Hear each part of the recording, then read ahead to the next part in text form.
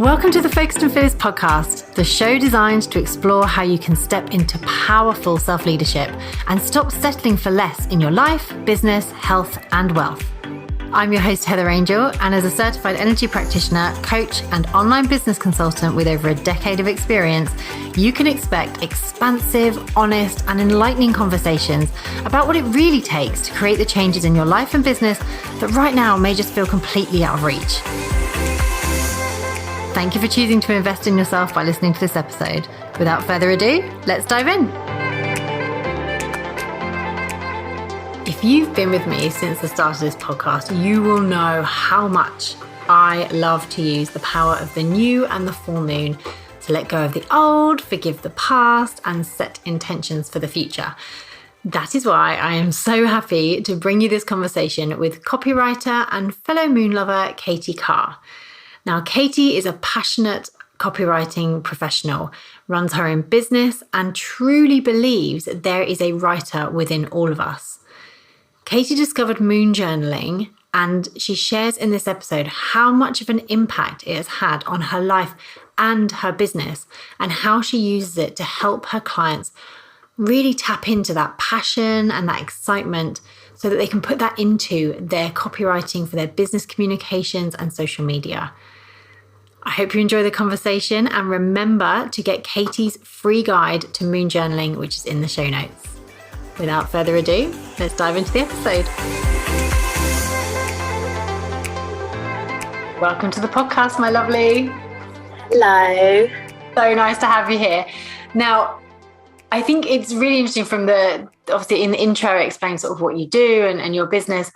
And it's kind of an almost a slightly sideways leap to be talking about moon journaling with someone who you don't teach people about the moon as part of your job, but I would love to know, for you, with the business that you run and, the life that you lead, how did you get into moon journaling and what exactly is it?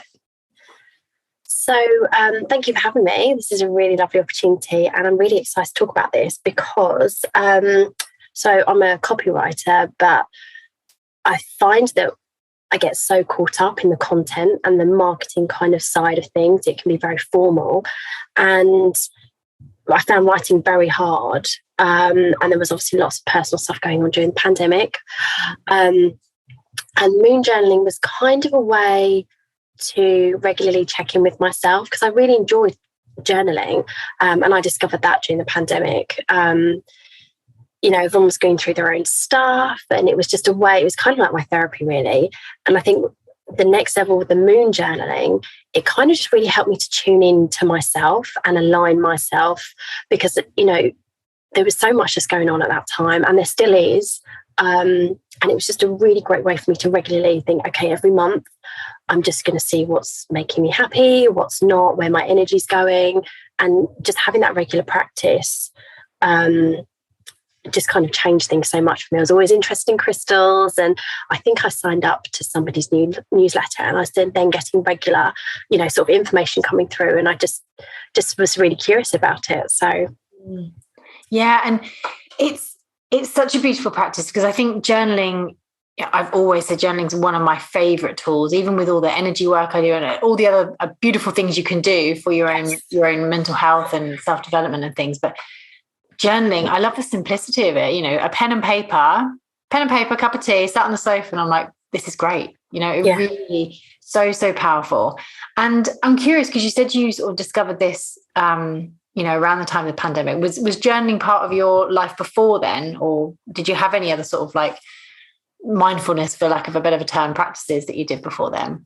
Yeah, I mean, I think there were things that I was doing, sort of self-care, but then during the pandemic, it just wasn't touching, anything that I was feeling or going through. And I just feel like I needed that deeper level. We weren't having conversations with people really. It was, trying to arrange phone calls with friends or like odd messages, and it was all just very like brief. And I felt like the journaling helped me to just have a conversation with myself and just get some things out. And yeah, I guess it just really helped me actually relax a bit and just, investigate some things that I was going through, the challenges I was facing as a parent, things in my business, and all kinds of stuff, just where we weren't having that human interaction. So yeah, absolutely. It's such a powerful tool. So what is actually moon journaling? Because my audience are probably fairly familiar with journaling. What do you do differently that you sort of, you use the moon journaling? I mean, when I first started, I was really into, crystals in the windowsill in the light of the full moon, and, putting some music on and setting some things up and candles. And I'd always have, sort of 4 prompts, and I would just dedicate an evening, because usually I would be working or doing mum stuff, just to regroup my thoughts, I guess, because you're just going at a million miles an hour. But then every day felt really slow, like Groundhog Day. It was a very weird situation. During the pandemic, it was like overwhelming and underwhelming at the same time. So yeah, and I just started off, and now I just check in, as I say, either the full moon or on a new moon, and just do that. And I use slightly different journal prompts for each one, but essentially they're very similar. It's just tapping into different areas of my life, in order just to, I don't know, just to ground myself, and also to celebrate things as well, which I think is really important, because we forget we actually achieve a lot. Just goes unnoticed. Yeah, absolutely. And that's such a great point. I love the way you sort of describe, the lockdowns as overwhelming and underwhelming at the same time. That's spot on. It was just this weird kind of, I'm miserable and busy and not busy and bored. And I'm like, oh my God, there's nothing worse. I hate, it's probably my worst state to be in, where I'm like, I'm really bored, but I have zero motivation to do anything about it. Exactly. I just don't want to do the same thing. And that is absolutely lockdown to a T. Yeah. Bizarre, isn't it? But yeah. It really is. And what, because the reason we connected so well, I was like, oh my gosh, all these things I absolutely love. And I think the area it really helped me is, the new moon and full moon happens. Every month you've got these 2 opportunities. Yes. And obviously there are other phases of the moon you can use as well. But for me, it almost forces me. It's like, oh, it's in my diary. Like, it's the full moon. So actually I'm going to take that time, exactly like I said, take an evening away from the work and the busy mum stuff, and actually just be like, right, I'm going to get really intentional. Yes. And, I love that, that you have your crystals in the windowsill at the full moon. But I just think it's nice to almost have a bit of a ceremony. We rush through the day, don't we, so much, and days turn into weeks and months, and we're like, oh my gosh, there's not been much time, just real focused, intentional time. Yeah. So what's been the benefits for you? And we'll go into, the different things that you do on the different ones, but what's been the main benefit for you? Because I think the reason I asked that specifically is I do think there's sometimes you can, people can listen to podcasts like this and go, oh, that's a nice idea. And they'll do it once and then they'll forget about it or whatever. So what's been the thing about this that's sort of stuck with you, that's been really stand out for you? I think it's just, it kind of empties my brain a little bit. So it's whether it's life focused or business focused. I think from a business point of view, there was a point, especially during the pandemic, you feel a bit panicked. Everyone was pivoting their business online, and for the job that I do, people were, really needing whether it was social media support or that kind of thing. And I was just saying yes to too much, probably through fear, but I didn't understand where that was coming from. So I think by journaling, as I said, it was kind of like my therapy. There was a lot of things that my daughter was going through. She was 4 at the time, and it was just kind of unpicking that and just thinking like, what is going on? And I think with journaling, people feel like it has to start out like Dear Diary, or, it's very formal, and you have to kind of lay a bit of context before you even start, as if it's a person that you're catching up with. But you can just go in like I do. I just go in and just do some bullet points sometimes, or talk about a particular thing, or sometimes I just run through a lot of stuff. So and it just really helps me to work through. And I think the benefits of it is you are just talking through it with nobody, but it's yourself, and you uncover so much stuff. And it's very similar to coaching, because we have all the answers inside us. And I think the journal prompts kind of helps guide us to the right place. And we make, so many discoveries that way. And that's exactly what I found. There were so many things that I just uncovered, and it was really exciting, and it got me through all kinds of things, happy times, sad times, all kinds of challenges. And again, at that point, and even still now, we've got a war going on and all these kind of things. You don't want to be, chatting to your friend about every single little thing all the time. And I think it just gives you an outlet. And the benefit of that is, you can never do too much or too little. It's completely up to you. And, it's there whenever you need it. You don't need to do it first thing in the morning or last thing at night. But, even throughout the day, it's quite a nice thing. Yeah, I completely agree. And I think you touched on a few points there that I want to sort of come back to. But what I do love with the moon journaling, I think it's really nice for those that aren't really into journaling that much, or they've tried it. And again, like you said, felt like it had to be this really formal thing. And they're like, well, how do I even start? I think that's the hardest thing. Like, well, how do I start? Bullet points are one of my favorite things. I'm like, right, here's all the million things that are going on in my brain. Yeah. And then the subconscious kind of goes, okay, well, I've got the answers here, because you're exactly right. I say that all the time as a coach. I'm like, the answers are within the person, 100%. It's about using these tools like journaling to bring them out to the forefront. But where I think the real value of moon journaling is it's twice a month. You know, like it's nothing. If you're going to commit to anything, like twice a month, that's even if you just did that to start with, so accessible for people.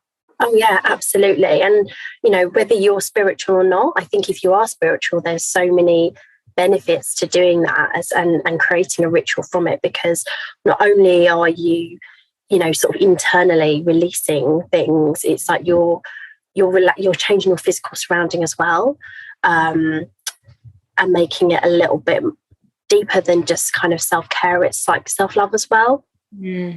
Absolutely. I completely agree. And I think, most of my audience are they wouldn't be listening to this podcast if they didn't have a little, at least dipping their toe in the spiritual world. But for those that maybe are new and are like, oh, actually no, this isn't really a thing, journaling, quite frankly, it's a great tool. Like, just even if you see it as like, right, I've got this, I'm tired of the constant chatter in my brain, which as business owners we have all the time, like, new ideas and all that kind of stuff. To just get that out on paper is just so powerful, because it just, again, like you said, it just empties your brain for a bit and just gives you that kind of, I can hear the birds singing again, because I'm not constantly whirring around all these different ideas all the time.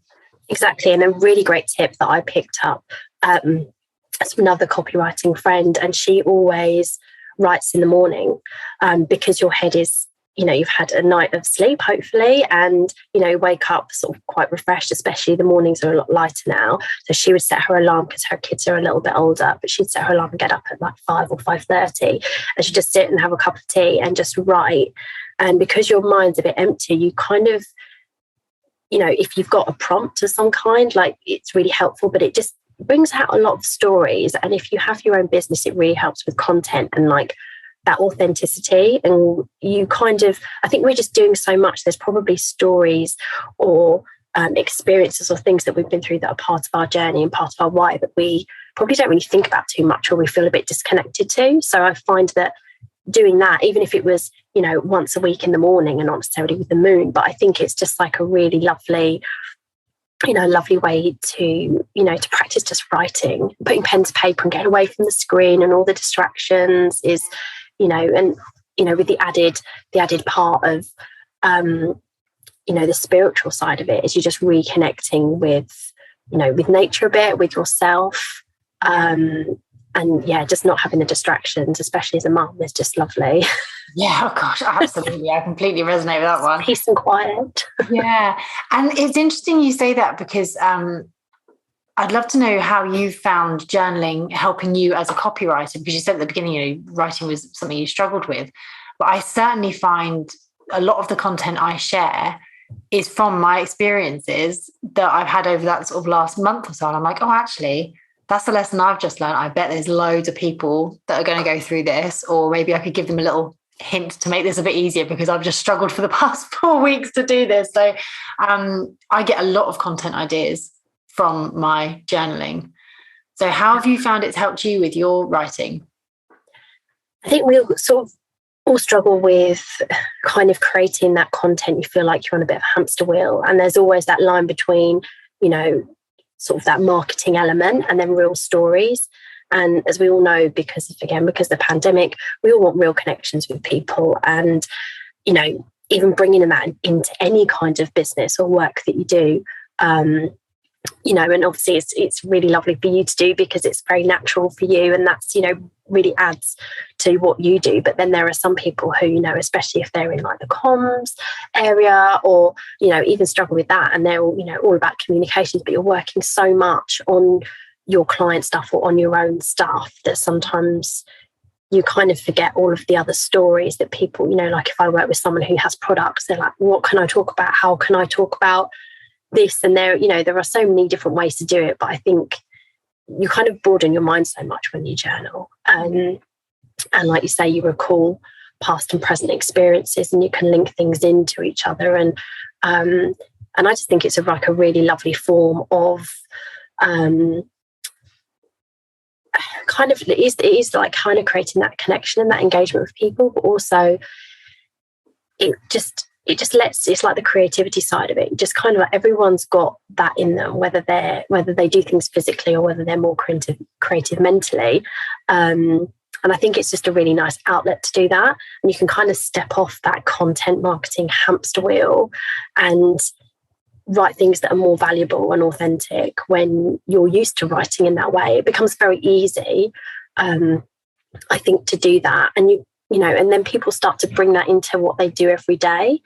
And I think when you're working, if you're in a service-based business, you know, you're working on client stuff all the time. And I think it just allows you to bring a little bit of yourself into that. And just do something that's more for you. And it's actually quite cathartic sometimes to do that. Yeah, no, 100%. I think it's such a therapeutic practice for me. Like journaling is just, and again, one of those things that you can just pick up. And it's interesting that you said, because obviously someone in my line of work, a lot of what I share is, you know, mindset, self-development, that kind of thing. So actually, when I have my like, oh my gosh, I can't believe I didn't see that I was sabotaging myself in that way, that's going to be a great thing to share. So it's quite easy for me to pull content out of that. For those that do have, you know, you mentioned like your client had a product-based business. If they do have sort of product-based businesses, or they're not in, you know, this kind of world, how can journaling help them create their content? How can it sort of, how do you think it might help them? I mean, I think, you know, especially for a small business, you know, a lot of people want to know who the maker is, and, you know, who's behind the product and what's it all about. You know, as if you're, you know, if you have eco-friendly products, you know, why is yours different, or how is it impacting?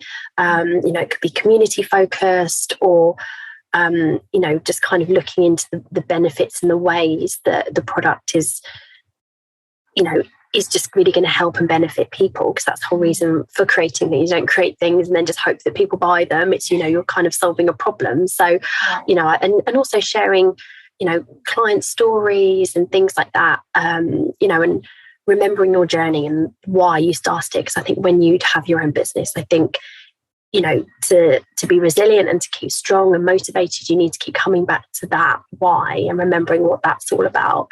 And that's part of the evolution, you know, from when you start from day one, you know, 3 years down the line is so different, and we're learning new things every day. And I think when you are writing it down and journaling, it's that path, it's that sense of moving forward. And I think when you're really aware of that and you're really in touch with that, you know, you're not saying yes to all the wrong things. You're not, you know, balancing your life in a way that is detrimental to your health. You know, there's lots of things that you can kind of just, again, it's that checking in point. It's having that grounding and just remembering who you are and what you do and why you do it. And I think if you've got a product as well, you know, there's so many things you can kind of talk around that. So, you know, like whether it's how it's made, why it's made, you know, all of these kind of different things. And that's something that I kind of want to explore more, because I work a lot with services, and it's like, if you just did a big brainstorm about all the things relating to your business, then, I'm sure, again, this is that putting pen to paper, whether it is in the form of journaling or just a brainstorm or, brain dump or bullet points. I think it's just kind of getting that out of your head. And like, once it's there, you start to connect the dots. Do your research, look at different angles. What aren't people talking about? What are they talking about? How can you bring something different to that? Yeah, that's some great tips, because again, I think it goes back to your earlier point of people thinking there has to be some kind of structure. And I know that you help your clients and that they can certainly reach out to you if this is resonating for them. And like, actually, sometimes they just need a bit of guidance. They have all these ideas, have all these thoughts. And it's like, well, I want to put them out into the world, but how do I link that in, or how do I structure it? Does it need to be, especially for many of us coming from corporate or employment and being like, well, I've always lived in this kind of box of how I talk, and now I want to share something different. So I think that's really, really valuable. And the last sort of thing I would like to touch on is, how does your journaling differ on a full moon and a new moon? Yeah, so I love the analogy of like the new moon that's the planting the seeds kind of stage. And the kind of the questions that you want to be asking are kind of, it's like that intention setting, and like, how do you want it to be? What do you want your garden to look like?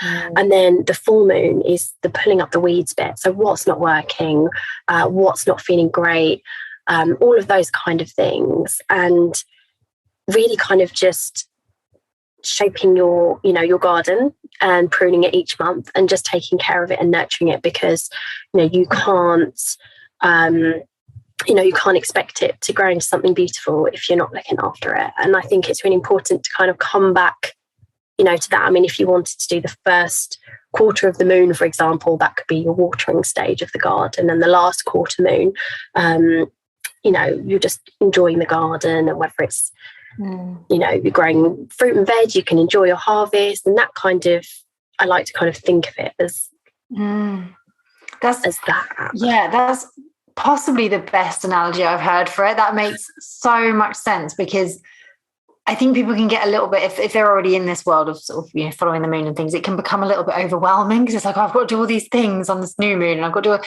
But actually, exactly as you said, for me, new moon is very much setting the intentions and looking forward, and the full moon is sort of letting go and forgiveness. But even that terminology that I use myself, I'm like, oh, I feel so heavy, like the whole letting go and forgiveness. I'm like, no, I'm just going to pull up some weeds. I'm just going to look at what's not working. I'm going to pull up some weeds. yeah, exactly. And it's, it's that period of reflection as well, and like doing something about it. But yeah, you just think of it as something beautiful and something that you look after and maintain, and you kind of shape it into what you want, because you will find as you go along, if you're not checking in with yourself, you're not listening to, you might listen to your gut, or you might listen to your heart or your head, but then there are other things that our body's trying to tell us, things that, whether it's the imposter syndrome and things keep popping up, it's like they're there for a reason, and they're not bad things. Quite often in my journaling, it's dealing with imposter syndrome and things like, I'm not good enough, I haven't got these skills, I haven't got that, qualification, and all of these things. But actually, it's trying to tell me something. So I kind of make friends with it a little bit in my journal and work out what it's trying to tell me. And sometimes it's a case of just need to slow down a bit. You just need to, use some of the energy, which I sometimes feel is like negative, and it's like, almost panicky. Actually, that's, you can kind of work with it and turn it into a good thing through journaling as well. Yeah, absolutely. And I think the patterns that, from my experience with journaling, I've been journaling for years, but the patterns, and it almost gets to the point of like, I can't believe I'm writing about this again. It's like, what is, go back to your garden analogy. It's like, I keep pulling out the weeds, but the root is still there. Actually, those dandelions are a pain. They really are. It just won't stop coming. And it's completely that. The patterns and looking for similarities and things. And quite often, I don't go back through and read things. I might do. There might be particular dates that I want to look at and how I was feeling, a year ago on this day.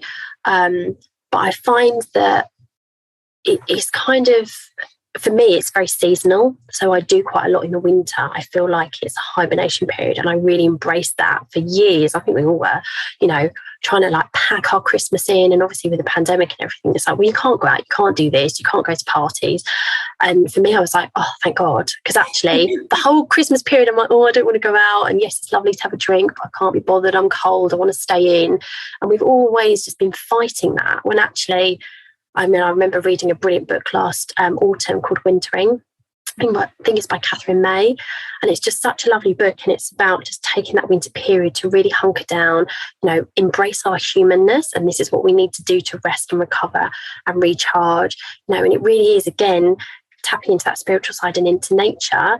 We've got spring around the corner. It makes you feel different. I think bringing that into your journaling is a really nice thing. And I do go through phases. And summertime, I'll probably be off enjoying the sunshine, being out a bit more. But, it's nice to bring my journal outside. And I tend to make more observations during the summer, whereas wintering, it's kind of more reflective. Yeah, that's so true. And it is a beautiful, and I just think in the summer, I love working with the moon even more, because it's not flipping freezing to be outside and actually look at it. So yeah. I love to be out in the new moon, but in the full moon. But in the winter, I sort of go out there and go, oh, there it is. And I'm going to come back inside. yeah. See if I can find it through a window. Yeah, exactly. I think it's so, so valuable. And I think really, again, even if people aren't really into the sort of the spiritual side, but as a business tool, to allow yourself, even if you're just looking at, right, what's working in my business right now, and what do I want to achieve? What do I want to go for? And then, the full moon, like, okay, well, what isn't working? What can I change? Having that time of reflection is so, so valuable. And you're absolutely spot on with the whole, winter and summer thing, because I think one of the practices that I've put in, I don't know whether you've ever done this yourself, but for the last 2 years, again, since the pandemic, that really just shook everything up, didn't it, really? Yeah. The patterns that I was noticing were not only sort of internal patterns for myself, but just synchronicities that had happened. And so now each year around sort of December time, I look back and go, oh my gosh, if that person hadn't come into my life, then I wouldn't have had that opportunity. Or if I hadn't actually, totally messed that up, then actually I wouldn't have learned this, and then I wouldn't have done that. And when you look at all these events, and you kind of go, oh my gosh, it was all synchronicities happening time and time again. Yeah. That's powerful, really powerful, because I think it allows you to take a step back and go, this is very much from a spiritual side for me, but like, there is someone else helping me here. This is not just having to orchestrate this by myself, whether you believe it's the moon, God, higher self, spirit. You kind of go, oh yeah, I couldn't have actually, in my human form, ever in a million years orchestrated that. Yeah, that's the crazy thing. Like, the universe has a plan for all of us, I guess. And I think when I look each month and I take stock of everything, there are probably tweaks and things that I do each month. Well, or if I get to a crossroads in my personal life or my business, I tend to have like a power hour coaching session with someone. But generally, I just journal it all out. But I do find myself, and I think we all make our own luck in a way as well, because when you're looking out for things, you're then empowering yourself to make the right choices as well. You're not just saying yes. You feel that you're okay to say no, but trusting that something else is going to fill that space. And I just remember, I guess it's kind of a bit of manifestation as well, but I just kind of remember some things that kind of happened over the last few years where, like you say, things have just really lined up, and you think, wow, that's incredible, the way that that's kind of come together. But also, you've not just gone with the flow and just seen what's happened. Sometimes that does work and sometimes it doesn't, but also you have, like, the choices you made have kind of brought you to that. And there might be points where you completely changed path, but actually in a roundabout way brought you back around to the thing that you really wanted. So I think just by having things written down and noticing, you're kind of just I don't really like to use the word sort of determine goals, but you have, like, you do move forward, or if you move sideways, that there's going to be, another thing around the corner. You kind of put a lot of your trust into that. And I think that's what the journaling does for me anyway, is it just, I feel really empowered by it. And I think, no, it's going to be okay, because this situation's happened before and something else has come along. Or, you know, it's something's happened for a reason elsewhere down the line. So I think if we're not looking for those things, and we do, I don't know, a quarterly check-in or 6 monthly, you know, official business check-in especially, you know, you might be missing a lot of things, a lot of opportunities, or a lot of, you know, kind of points where you maybe could have changed the course of something. And I mean, I'm not one for resolutions at all. I'm just in those. So what I did last year and this year, so this year I've just chosen a word. It's harmony. If that doesn't bring me harmony, that doesn't bring that into my life, if that doesn't help me balance things out, then I'm just not doing it. You know, and that I can kind of like roll that out across the board. So whether it be friendships or, you know, things that I do in my day to day, business decisions, all that kind of stuff. And that's, again, where the journaling comes in, because it's like I might look at a situation and think, that's why it's unsettling, that's why it's not working, because it's really not bringing me harmony. Yeah. And it just kind of allows me to do that.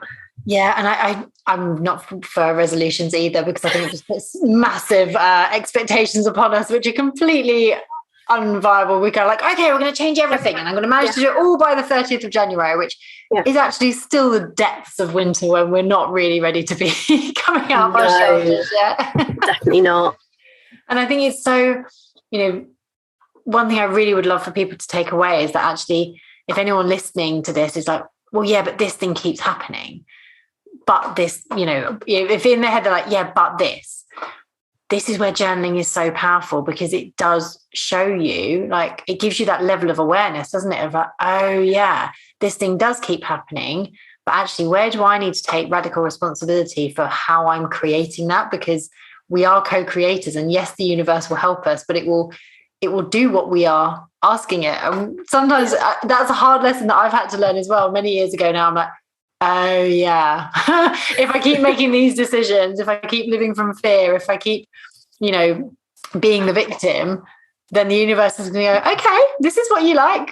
I'll just keep throwing more of that at you. And it's like, oh, once you become aware of these thought patterns or actions, and actually something you said as well, you sort of touched on, you know, the feelings you have in your body. Like, how often have you looked back over the next, you know, last month or something like that, and you're like, I knew that was wrong. My intuition tried to tell me. Then you know, I've very much learned that my intuition communicates with me in my body. It kind of gives me these lurchy feelings of like, yeah, not for you. Yeah, and it's not about, you know, like not stepping outside of your comfort zone, but it's like knowing when it's worth doing and when it's the right thing.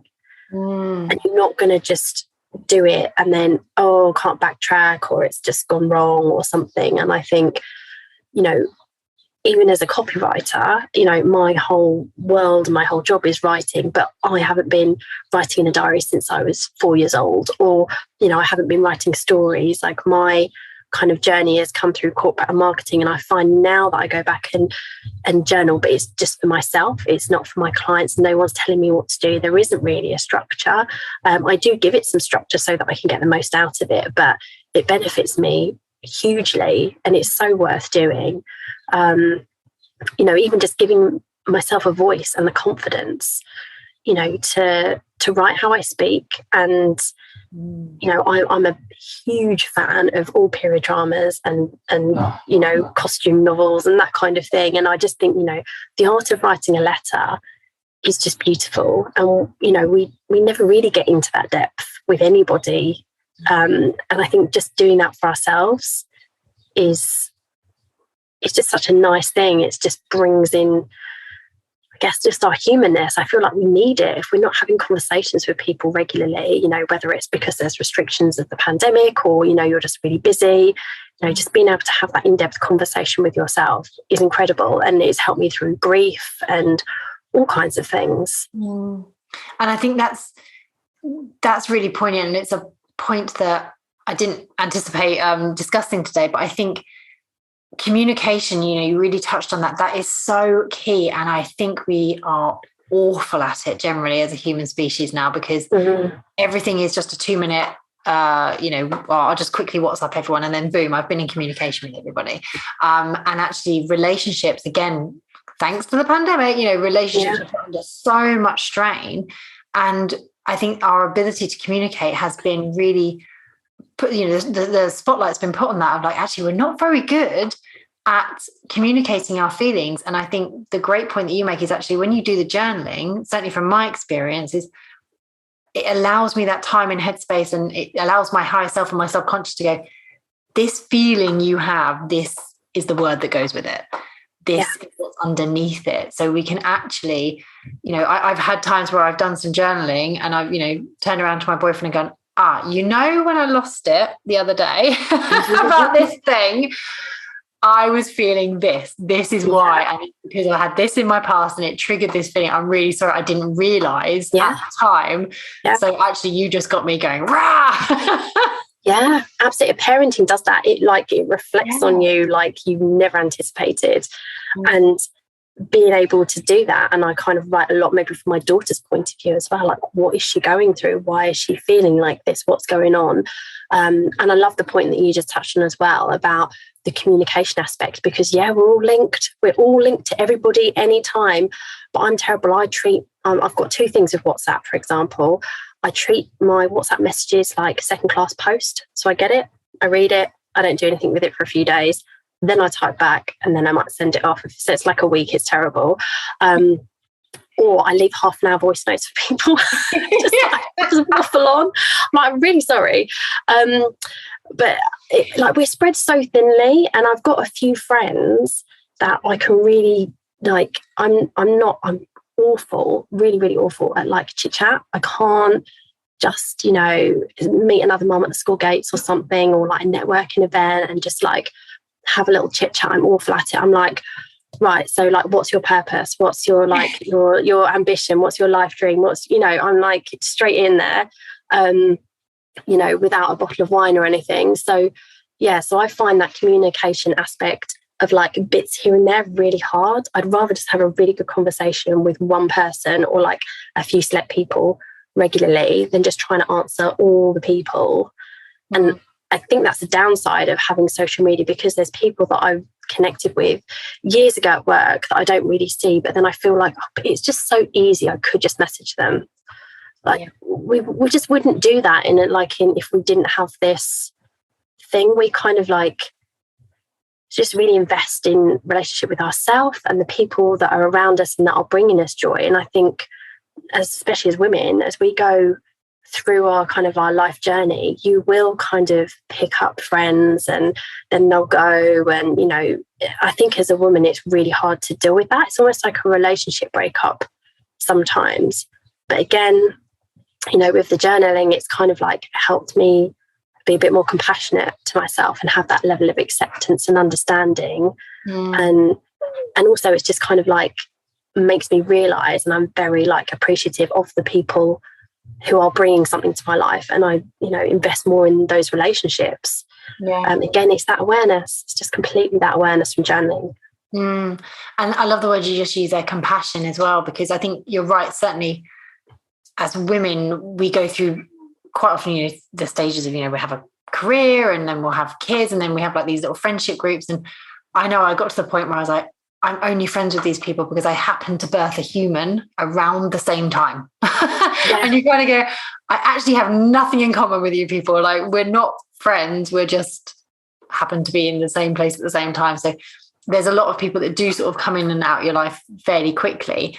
But I think for men as well, the isolation that we've seen, and we can't hide from it, the mental health crisis that we have for men at the moment, the amount of isolation they have, I think journaling would be such an incredible tool for them, because it allows them to be vulnerable without being outwardly vulnerable if they're not quite there yet. And it allows them to have that conversation with themselves, exactly as you said, and kind of figure out, actually, where am I, struggling? What can I do about this? What are all these feelings pepped up? Because I think for a lot of guys, once they become a dad and a husband and stuff, all of a sudden they're not going out on the weekend drinking every weekend, so they lose touch with a lot of their friends and it becomes very, very isolated. And the pandemic's just hugely shone a spotlight on that as well. Yeah, absolutely. I mean, my husband did for a while. He did start journaling. Obviously, I've never read it. I don't know what his format is and how he got on with it or anything like that. I know he used to do it for a while because we've got 2 young girls. And I know that he found like the relationship with one of them particularly difficult, and he works from home anyway all the time. So it's the confidence. I think especially when you're a guy, it's not as forthcoming. It's just like a different level of emotion. And I think once you kind of get comfortable with writing, you're able to verbalize it a lot more easily to people. And even just having arranged your thoughts in some way, or, like you said, you worked out something, that's why that thing happened, I was triggered by this. So you weren't able to, you didn't need to have that whole conversation and then have your light bulb moment in the middle. You already worked it out yourself. I think it just makes us more open for conversations around this as well, when we're used to, writing or talking to ourselves in this way. And it helps us just with the compassion side of things for other people as well. If we've got it for ourselves, we obviously have it for other people too, but we leave ourselves out and we do that last. Yeah. And don't necessarily give ourselves the credit or value ourselves the way that we might do other people or things. Yeah, absolutely. And it's been such a beautiful conversation. It's gone on to areas which didn't have planned to be on our piece of paper at all. But I think, this is the power of, it's the power of tuning into nature as well. We started this as a conversation about using the moon and, using that as that simple prompt, if you like, in itself, to be like, right, it's a full moon today. I'm going to take some time to, in your analogy, do some weeding in my life and see where I need to do that. But yeah, I think really it's really all about connecting with self, and that's the power of the journaling, and it just has these huge, beautiful ripple effects into all other areas. Mm-hmm. And I would say to anybody that hasn't ever really journaled, I think the first thing I would say to journal is, what is your definition of success? And that's a really interesting prompt, because you actually, probably by the end of it, you'll probably feel very different from how you started. So if anyone was going to start, or, does already and hasn't looked at that in a long time, I think that's a really nice place to start, and just look at what your definition of success is. Yeah. We'd get on great at the school gates, because we'd have all these deep conversations, because what I love, literally one of the questions I ask every new moon now, because I know my definition of success, again, thanks to the last 2 years that we've lived through, it's shifted hugely. Yeah. And one of the things that I've definitely had to become comfortable with is that it changes, and not being like, oh, hang on a minute, I don't want that anymore, and not judging myself or making that mean anything. It's like, no, actually, I'm all right with wanting this, and it might be a bit less than, putting that in inverted commas, than what the industry's told me I should be aiming for, or it might be seen as too much, and I'm like, but it's what I want, and that's okay.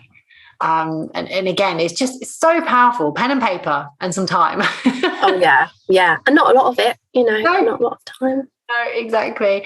Well, this has been a gorgeous conversation. Thank you so much for giving up. Absolutely loved it. You have a lot going on in your house right now, so I'm so glad we didn't get any hammering or drilling through. Yeah, absolutely. For everyone that's listening, we've had to reschedule this twice now for COVID and some other reason. And Katie's got massive home renovations happening right now, so we were just keeping everything crossed that nothing would scupper this. So thank you so much for your time. How can people find you, connect with you, find out more about the work you do? You're welcome. Thank you. So yeah, I'm on Instagram quite a lot.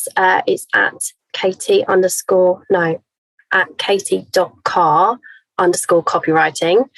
And my website, I guess, is katiecarcreative.co.uk. And both ways I'll read messages and that kind of thing. And if you do go to my website, then there is a free downloadable waiting for you. I think it's about 6 or 7 pages of writing journal prompts, new moon, full moon, any kind of thing. They're all kind of different versions in there. that I've put together for lovely people. Yeah, and I love that, because I know obviously you sent that to me right before when we were first supposed to record this, and it's gorgeous. And I think some of the prompts in there are really thought-provoking, and for anyone that is new to that, I think prompts are so valuable, because they can even just pick one and go, right, well, I'll just do this one and see what happens, see what comes through. So I really highly encourage people to go there, and this will all be linked up in the show notes, so you can just click on the links in there. But thank you again, my lovely. It's been a gorgeous conversation. Amazing. Thank you so much. It's been lovely, Heather. Thank you. Thank you for joining me today. And remember, any resources and links mentioned in this episode can be found in the show notes. If you're enjoying this podcast, I would be so grateful if you would kindly share, subscribe, and leave a positive review so that the podcast can help and reach as many people as possible. Thank you again for listening. Have a gorgeous day, and I'll see you in the next episode.